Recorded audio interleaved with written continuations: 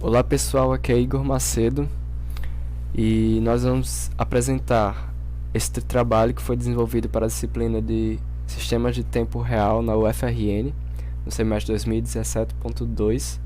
Esse trabalho foi desenvolvido por mim e por Carlos Eduardo Bentzen. Nós vamos apresentar esse projeto que engloba leitura de dados ADC e leitura de pinos de GPIO. Neste projeto nós temos a leitura de dados ADC, que é obtida a partir de potenciômetros, e esses potenciômetros são utilizados para controlar a prioridade dos processos, de dois processos filhos. Então, de acordo com a prioridade, quando esse processo estiver executando no tempo útil do processador, ele vai controlar o sinal enviado para dois LEDs. Ou seja, um processo controla um LED, temos outro processo que vai controlar um outro LED, e esse processo eles vão estar executando uma carga que indica apenas esse processo estes processos vão estar consumindo uma carga que demora determinado tempo, e quando essa carga terminar, o processo vai fazer a troca de estado do LED, ou seja, se estiver em nível alto vai para nível baixo e o contrário também. E de acordo com a troca de contexto do processo, a gente vai perceber que o LED vai piscar mais rápido ou mais lentamente. A gente pode ver que quando o potenciômetro é movimentado para fazer essa troca de prioridade dos processos, o LED começa a piscar mais rapidamente. E quando o potenciômetro é voltado para o estado de prioridade normal, os LEDs piscam a uma velocidade, a uma frequência semelhante. Vamos então ver como é que está o código.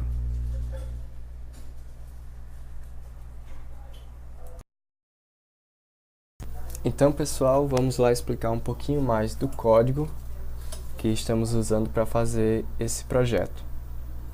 Aqui inicialmente nós definimos os pinos de ADC que vão ser utilizados para receber o input dos potenciômetros. Então definimos aqui o pino 4 e o pino 6.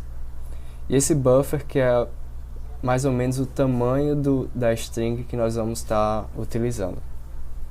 Em seguida definimos também os pinos de GPIO que vão ser utilizados para mandar o sinal para os LEDs. Os LEDs que vão indicar os processos 1 e 2, se eles estão sendo executados, e a frequência que eles estão sendo executados. Em seguida a gente tem aqui a definição do PID dessa struct, que vai receber o PID do fork assim que ele for feito. Temos aqui algum código de inicialização que vai inicializar os pinos de GPIO dos LEDs para output.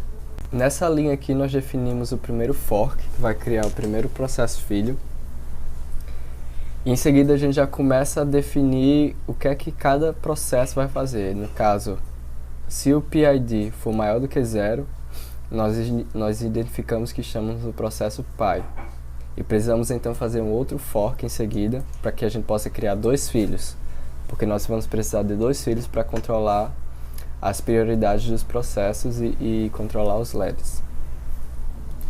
Então, em seguida, novamente, se o PID for maior do que 0, a gente continua no processo pi, imprime uma frase que identifica que este é o processo pi, e aí a gente faz com set priority, a gente faz com que o processo pi tenha a prioridade 0, o que seria a prioridade mais alta.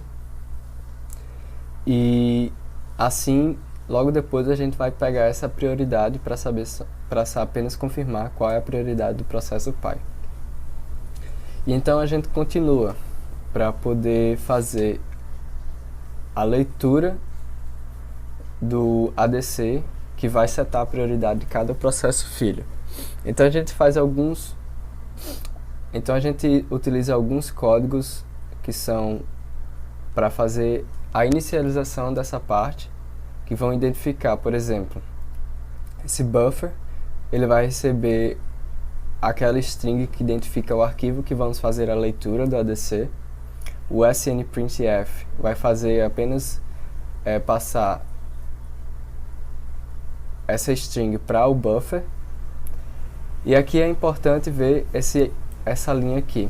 Essa linha aqui ela define uma variável que é um vetor de 5 posições. No caso, a gente vai fazer a leitura do arquivo ADC, que vai ser um número entre 0 e aproximadamente 4.000, por volta de 4.000. E a gente sabe que esse número vai ter no máximo 4 dígitos. Então, por isso a gente vai definir aqui 1, 2, 3, 4 dígitos que esse número vai poder ocupar, e o quinto elemento desse vetor de caracteres vai ser para o terminador /0, que é o null terminator de uma string. A mesma coisa é feita para o ADC6. Nós temos aqui o buffer vai receber essa string através do snprintf, e nós criamos também uma variável que vai conter uma string que que identifica o valor do ADC6. E aí a gente entra num loop infinito. Esse loop infinito é responsável por fazer a leitura do ADC e setar a prioridade de cada processo filho. Então aqui a gente vai fazer a leitura do arquivo, nós vamos abrir o arquivo, colocar o file descriptor na variável fd e fazemos a leitura do arquivo. No caso nós vamos ler 4 bytes. E depois de fazer essa leitura a gente fecha o arquivo. A mesma coisa é feita para o ADC6, ele é aberto, nós fazemos a leitura de 4 bytes e o arquivo é fechado novamente. E aí então a gente vai identificar o valor que contém uma string, que identifica no caso o valor que contém um ADC, está nas variáveis ADC4 e ADC6. E se esse valor for maior do que 1 volt, a gente mediu anteriormente, então 1 volt é por volta de quando o valor está maior do que 2280. Se esse valor for maior do que 1 volt, a gente vai setar a prioridade do processo filho 1 para 5, que é uma prioridade alta.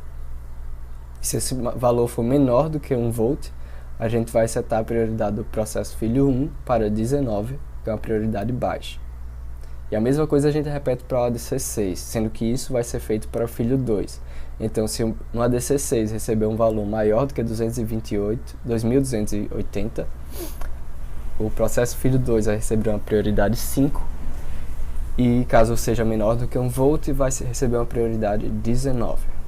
E em seguida, o processo pai vai dormir por 500 milissegundos, meio segundo, e a partir disso ele vai dormir e vai continuar depois nesse looping que vai fazer a leitura do ADC6 e o ADC4 e vai setar as prioridades de acordo com a leitura desse ADC.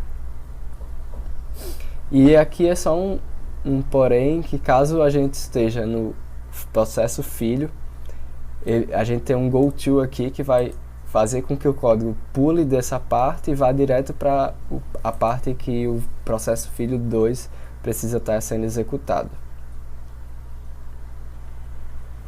E aqui a gente tem uma definição do que acontece com os filhos. No caso, filho 1 e filho 2 tem trechos de código específico aqui que foram setados, mas esses trechos são bem semelhantes.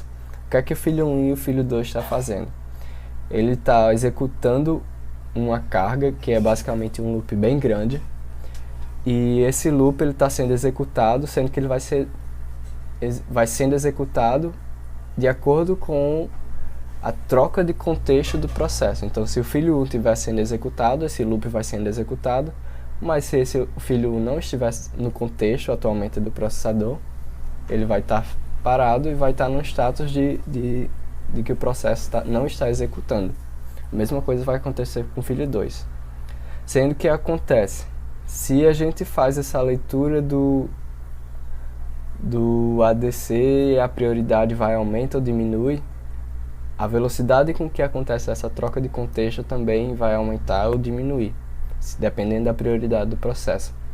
E dentro do filho a gente faz essa carga, que é para que ela ocupe certo espaço de tempo, mas também faz a troca do valor do LED, ou seja, a cada carga o LED vai ser trocado o valor, ou seja, ele vai estar em nível alto ou baixo ao final da execução de cada loop desse. No caso, quando esse loop todinho terminar de ser executado, ele volta para o início e vai trocar o valor do LED.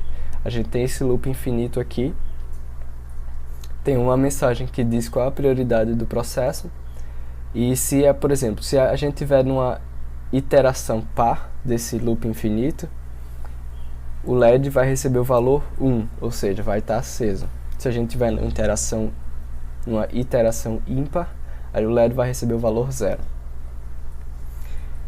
E aí a gente tem essa carga que está sendo executada para que ela ocupe tempo útil do processador. A mesma coisa acontece no filho 2. A gente tem uma mensagem que indica a prioridade do processo. Se o loop estiver numa iteração de valor par, o LED recebe um valor alto, de nível lógico alto. Caso contrário, um valor de nível lógico 0, e temos aqui o loop infinito. E temos aqui, ou melhor dizendo, um loop que vai ocupar uma determinada quantidade de tempo de execução útil do processador. E a partir disso a gente tem com que os LEDs vão ficar piscando e vai ficar identificando dessa forma a troca de contexto, que pode acontecer de forma mais rápida ou mais lenta entre os processos de acordo com a sua prioridade. É isso aí, galera. Muito obrigado por terem assistido esse vídeo. Olhem lá no nosso GitHub, qualquer coisa, tem esses códigos disponíveis. E esperamos que vocês tenham gostado e possam ter entendido um pouco mais de como é que esse código que a gente fez, esse projeto, está funcionando.